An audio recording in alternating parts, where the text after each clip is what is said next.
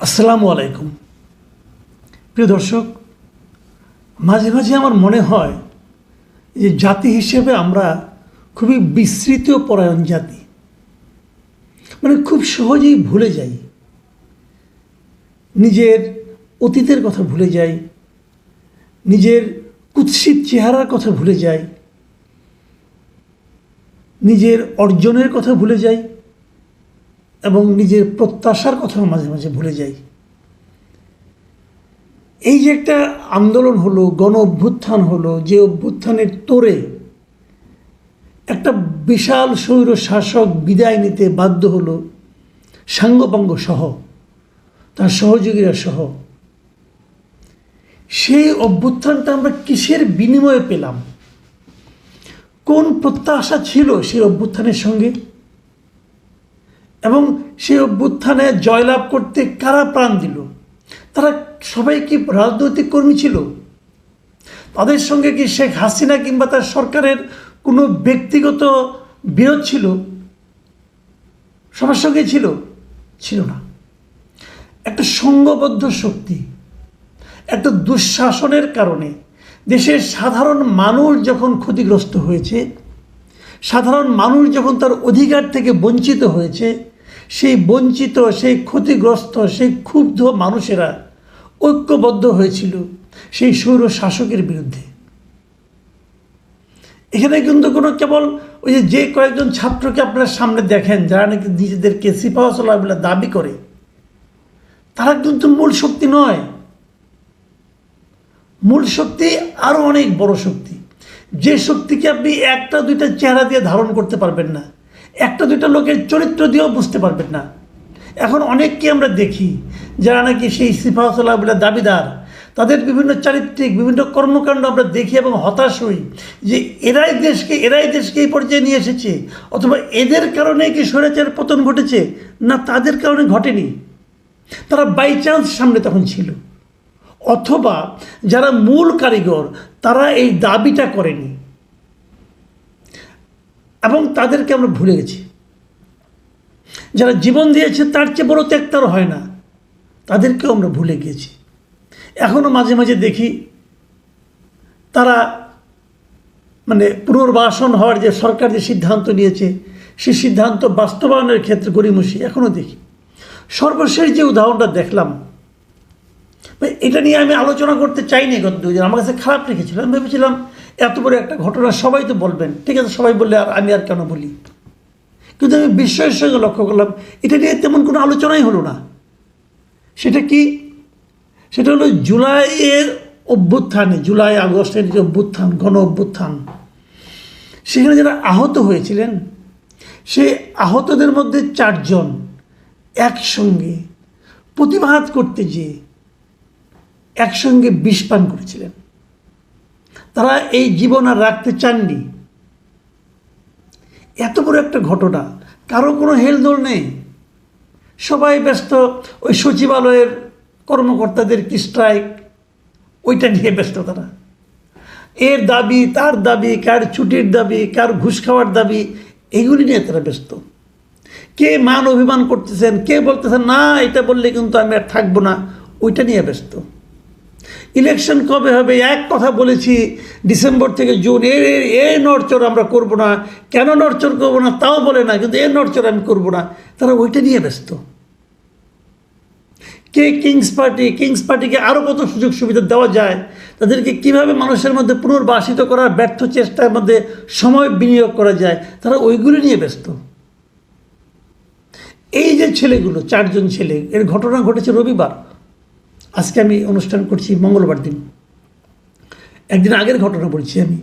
রবিবার দিন দুপুরে এই চক্ষু হাসপাতাল যেটা আছে আগারগাঁয়ে, সেখানে হাসপাতালের পরিচালকের রুমে এই জুলাই ফাউন্ডেশনের প্রধান নির্বাহী সিইও এই ভদ্রলোক বৈঠক করছিলেন। এই সিইও আবার একজন আর্মি পার্সন, পুরাপুরি জুলাই ফাউন্ডেশনটাকে একটা আমলাতান্ত্রিক জটিলতার মধ্যে ঢুকাই দেওয়া হয়েছে আর কি। আর যাই হোক, তারা যারা করছে সেখানে 4 জন স্টুডেন্ট, 4 জন এরকম আহত, জুলাই অভ্যুত্থানের এই আন্দোলনে আহত, এদের চোখ ক্ষতিগ্রস্ত হয়েছে, কারণ নষ্ট হয়ে গিয়েছে, তারা সেখানে গিয়েছিল তাদের দাবির জন্য। দাবিটা তাদের একটাই, তারা কি বলেছিল যে কালকে থেকে আমাদের সবাইকে পোলাও দিতে হবে, আমাদেরকে মুরগির রান দিতে হবে, এটা বলেছিল? এটা বলেনি। তারা তাদের সুচিকিৎসার দাবি নিয়ে গিয়েছিল। তারা যে অঙ্গটা এই আন্দোলনের কারণে ক্ষতিগ্রস্ত করেছে অথবা নষ্ট হয়ে গেছে অথবা তারা দান করেছে আন্দোলনের জন্য, সেই জিনিসটার একটা চিকিৎসা চেয়েছিল, যে আমার চোখটা একটা চিকিৎসা করেন যাতে আমি চলে ফিরে খেতে পারি। এই দাবিটা করেছিল। এই দাবিটা কি অন্যায় কোনো দাবি? তাকে সিইও সাহেব বলতেছেন উনি ব্যস্ত আছেন, উনি এখন মিটিং করতেছেন, আপনারা পরে আসেন, অপেক্ষা করেন। কেন উনি অপেক্ষা করবে কেন? ওদের কারণে ভাই তুমি সিইও হইছ, কি এক লেফটেন্যান্ট কর্নেল, উনি সিইও। এটার ওদের কারণে আপনি সিইও হয়েছেন, আপনি ওদেরকে অপেক্ষা করেন কীভাবে? ওরা এই শরীরের অঙ্গ দিয়েছিল বলে আজকে আপনি এই দেশে আছেন, আপনি ওদের অপেক্ষা করতে বলেন? কত বড় দুঃসাহস, কত বড় ধৃষ্টতা আমি মনে করি। এই আহত ছেলে মেয়েগুলো, এরা হলো আমাদের দেশের জাতীয় বীর, এদেরকে সবচেয়ে সম্মান দেখানো উচিত। আর সেখানে উনি বলছেন আপনারা অপেক্ষা করেন, আমি আলোচনা শেষ করে নেই। এমন আলোচনা করতেছে, এই আলোচনা এখন না করলে এই দেশ ধ্বংস হয়ে যাবে। তারা চারজন যখন নিজেদের বেড ছেড়ে এই পর্যন্ত আসেন, পরিচালকের কক্ষ পর্যন্ত আসেন, তখন বুঝতে হবে যে তারা তাদের যন্ত্রণার কথা জানাতে এসেছেন। আপনি সে শুনবেন না? তারা চারজন ওখানে দাঁড়িয়ে তারা বিষ খেয়েছেন। এখন ওই হাসপাতালে যিনি ডিরেক্টর, কি নাম তার, ভদ্রলোকের নাম হলো অধ্যাপক ডাক্তার খায়ের আহমেদ চৌধুরী, তিনি আবার বলতেছেন যে এরা আগেই পকেটে করে বিষ নিয়ে এসেছিল। আমার রুমে এসে মিটিং চলাকালীন তাদের এই কর্মকাণ্ডে খুবই অবাক হয়েছি। ঠিক কী কারণে তারা এমন করেছে আমরা কিছুই জানি না। বিষ পকেটে করে কী কারণে নিয়ে আসছিল? তারা তো নিয়ে আসছিল প্রতিবাদটা করার জন্য, তারা নিয়ে আসছিল তাদের জীবনটাকে দিয়ে দেওয়ার জন্য, আত্মহত্যা করার জন্য। তারা বাঁচবে না, তার দরকার নেই বাঁচার, এরকম অর্ধমিত হয়ে থাকার চেয়ে মরে যাওয়া ভালো। তারা এটা বলতে এসেছিল, আর আপনি কিছু বুঝতে পারছেন না। আপনার অফিসার মানুষ, মহান আমাদের অফিসার, এবং তার কথাগুলো শুনে আমি হতাশ। শুনুন তোর কথা আমি বলছি, কি বলছেন? আমরা সাধারণ রোগীদের বেড ফাঁকা করে দীর্ঘ 9 মাস ধরে সর্বোচ্চ গুরুত্ব দিয়ে তাদের চিকিৎসা দিয়ে আসছি, বুঝলেন? সাধারণ রোগীদের যে বেড ফাঁকা করে যেটা তারা বলছেন, তাদের তো 9 মাস ধরে দিচ্ছে। আচ্ছা, তারা এখানে আছে কয়জন? ওখানে অনেক মাত্র 55 জন লোক আছে, এবং চোখের চিকিৎসা করতেছে, গুরুতর আহত 55 জন। প্রয়োজনে তাদের জন্য আলাদা একটা ওয়ার্ড তৈরি করেন, আপনারা করতে পারেন না? করেন। এমনভাবে কথাটা বললেন যে সাধারণ রোগীদের বেড ফাঁকা করে তাদের জায়গা দিয়েছেন। আপনাদের কত কষ্ট ওদের জন্য, আর কত দয়া এদের জন্য আপনি করতেছেন। এরা কি আপনার কাছে দয়া চায় নাকি? তারপর আপনার কি বলছে, কিন্তু তাদের এ ধরনের আচরণ আমাদের খুবই মর্মাহত করে। এই চোখ যাদের দিয়েছে তাদের, ভাই আমি কি বলবো বলেন, তাদের আচরণ আমার এই মহান ডাক্তার সাহেবকে খুব মর্মাহত করছে। আপনি পারবেন বিষ খাইতে? খায়ের সাহেব কোনো আগে অভিমান করে বিষ খাইতে পারবেন? ওই সাহস আপনার আছে? সরকারি চাকরিতে করেন, আন্দোলনের সময় কোথায় ছিলেন? সরকারি চাকরিতে ছিলেন, মাঠের নাম ছিলেন, মনে তো হয় না। আর এখন ওনাদের আচরণ আপনাকে মর্মাহত করছে। এই সমস্ত লোকের চাকরি থাকে কী করে, এটা তো আমি বুঝি না। এদের কী করে চাকরি থাকে? এই সমস্ত লোক নিয়ে, এই সমস্ত লোককে এরকম সেন্সিটিভ কাজের দায়িত্ব দিয়ে এই সরকার চলছে। কি করবেন এটা? এটা যে মন্ত্রণালয়ের মন্ত্রী, তার কি ভূমিকা? কি ভূমিকা তার? তারপরে আবার কি বলছে, আমাদের পক্ষে যতটা সেবা দেওয়া দরকার আমরা তা দিয়েছি। তারা এখন চাইলে নিজ নিজ বাসায় গিয়ে বাকি চিকিৎসা পুনর্বাসনের কাজটি সম্পন্ন করতে পারেন। তারপরেও তারা হাসপাতালে আছেন, আমরাও আন্তরিকতার সঙ্গে সেবা দিয়ে যাচ্ছি। এটা খুবই একটা হাস্যকর কথা। তবে এখানে একটা কথা আমি খুব গুরুত্ব দিচ্ছি, সেটা হলো আমাদের পক্ষ থেকে যতটা সেবা দেওয়ার তা আমরা দিয়েছি। মানে ওনাদের পক্ষে আসলে আর কোনো সেবা দেওয়ার নাই, মানে ওনাদের অ্যাবিলিটির ঘাটতি আছে, ওনারা এর চেয়ে বেশি সেবা দিতে পারেন না। যদি এর চেয়ে বেশি সেবা দিতে না পারেন এটা ওনাদের ঘাটতি, আমি অস্বীকার করছি না, কিন্তু ওনাদের ঘাটতিতে কি আমাদের প্রয়োজন মিটছে?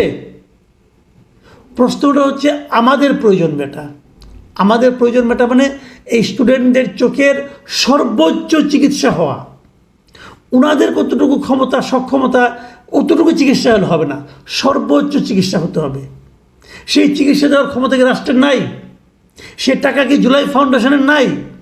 না থাকলে জুলাই ফাউন্ডেশন আরও টাকা দেন, আরও দেন। এই টাকাটা আপনি দিতে পারেন, আপনাদের এই টাকা নাই। আমি একটু অন্য একটা কথা বলি, একদম মানে এর সঙ্গে খুবই মিলে যায় তা না, বাট একটু কথা আমার বলতেই হবে এখানে। আপনাদের নিশ্চয়ই মনে আছে যে গত বছরের অক্টোবরের ৩ তারিখে ডক্টর ইউনূসের মালিকানাধীন গ্রামীণ কল্যাণের কাছে রাজস্ব বোর্ড যে 666 কোটি টাকা ট্যাক্স হিসেবে দাবি করেছিল, সেই দাবির মামলাটা হাইকোর্ট প্রত্যাহার করে নিয়েছিল। মানে এই মামলায় হাইকোর্টের চূড়ান্ত রায় ছিল টাকাটা দিতে হবে। অগাস্টের 4 তারিখে না 3 তারিখে সেটা রায় দিয়েছিল তারা। পরে আবার রায়টা লিখতে যেয়ে সেটাকে প্রত্যাহার করে নিচ্ছে হাইকোর্ট, কারণ এর মধ্যে তো পাশে উল্টে গেছে, হাসিনা চলে গেছে, ডক্টর ইউনূস চলে আসছে, এখন আর রায় দেয় কীভাবে? রায় প্রত্যাহার করে নিচ্ছে হাইকোর্ট, ওই রায় প্রত্যাহার করে নিলাম। মানে আদালতের মানে কী বলবো, এটা নিয়ে বলে লাভ না, কারণ বললে আবার কোনো ঝামেলা পড়ে যায়। কিন্তু মানুষকে না খুব হতাশ করে এগুলো ঘটনা। যাই রায়টা প্রত্যাহার করে নিয়েছি। একটা কথা ভাবুন তো, আর 2টা দিন যদি শেখ হাসিনা থাকতেন তাহলে কিন্তু ডক্টর ইউনূসকে টাকা দিতে হতো। তো ডক্টর ইউনূস যে টাকাটা দিতেন সেটাকে তো আর দিতে হলো না। ডক্টর ইউনূসকে পারতেন না গ্রামীণ কল্যাণ থেকে এই টাকাটা এই আহতদের চিকিৎসার জন্য দেওয়ার জন্য? এটা দিলে তো সবার সুচিকিৎসা হয়ে যায়। ডক্টর ইউনূসকে লোকে মাথায় গিয়ে রাখতো যে এই লোকটা কত মহান। এই টাকাটা আপনি কী করবেন? আরেকটা ব্যাড প্রজেক্টে লাগাবেন। আপনি তো প্রজেক্টের শেষ নাই, আপনার অনেক প্রজেক্ট আছে, কোন প্রজেক্ট কতটুকু লাভ করে এটা তো আমরা জানি, এটা নিয়ে আরেকদিন আলোচনা করবো। ওনার একটা বিখ্যাত একটা থিওরি আছে সামাজিক ব্যবসা, ওই সামাজিক ব্যবসায় কয়টা প্রজেক্টের মধ্যে লাভবান হয়েছে এটা শুনলে আপনার মাথায় ভিবড়ে খেয়ে পড়বেন। তো ওগুলো যে আপনি দেবেন, এখানে আপনি বিনিয়োগ করতে পারতেন, আপনার দেশের সর্বোচ্চ পর্যায়ে আছেন, এই টাকাটা আপনি দিতে পারতেন না, অথবা দরকার নেই আপনি দিবেন না, কৃপণ মানুষ থাকেন আপনার টাকা নিয়ে।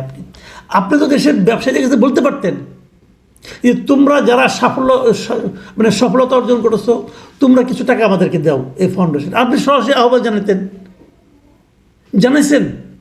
যতবার আপনি ইলেকশন নিয়ে গড়িমসি করছেন অতটুকুর চেয়ে অর্ধেক সময় আপনি একটু জন্য ব্যয় করতেন। তাও বাদ দিলাম। অনেকে ব্যবসায়ী পালাই গেছে, তাদের অনেক কিছু আপনারা ক্রোক করেছেন, সেগুলো ক্রোক করে ওগুলো বিক্রি করে টাকা থেকে দিতে পারতেন।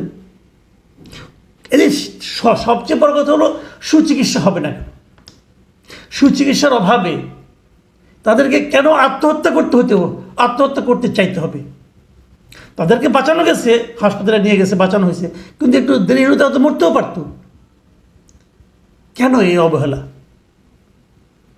এই অবহেলা নিয়ে কেউ কথা বলছে না। ওরা না এখন অবহেলিত হয়ে গেছে, ওদের এই ত্যাগ মূল্যহীন হয়ে গেছে, ওদের নিয়ে হাসি তামসা করা হয়। এর চেয়ে লজ্জার কী হতে পারে? একটা আহত ছাত্র বলেছে আমরা আন্দোলন না করলে কোনো কিছু পাই না। মানে তার কি চায়? সিম্পল চিকিৎসাটা চায়, সিম্পল বেস্ট ট্রিটমেন্টটা চায়।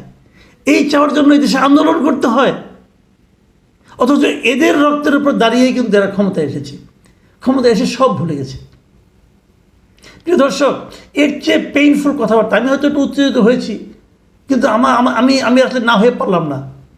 আমি তো দেখেছি আমার চোখের সামনে সব কিছু, কোথায় ছিল কোথায় এলো, সুবিধাভোগীরা কোথায় গেল, সব তো দেখতেছি। এগুলো দেখে মেজাজ খারাপ হয়ে যায়। আমি আশা করি আপনাদেরও মেজাজ খারাপ হোক। সবার মেজাজ খারাপ হলেই হয়তো আমরা কিছু একটা পেতে পারবো, না হলে ওই সময় চুপ করে বসে থাকবেন। প্রিয় দর্শক, এখন এই পর্যন্তই। আল্লাহ হাফেজ।